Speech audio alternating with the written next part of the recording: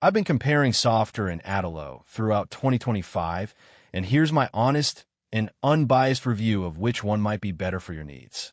If you're someone who wants to build a simple web app, client portal, or internal tool without touching code, Softr is a great pick.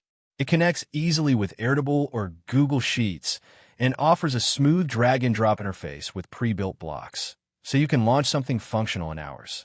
But it does have its limits. There's no native app support, and you're stuck relying on external databases, which can feel restrictive if your app starts to grow or needs custom workflows. Adalo, on the other hand, is a much stronger option for building mobile apps or anything more complex. It gives you a built-in database, custom actions, and even lets you publish directly to the App Store and Google Play. The learning curve is slightly higher than Softr, but the payoff is in the flexibility. You get more control over how your app works, especially if you're building something user-facing. So if your goal is to create a branded mobile app with dynamic functionality, Adalo edges ahead. But if speed, simplicity, and working with existing tools is your priority, Softr still delivers. I hope this comparison helped you out.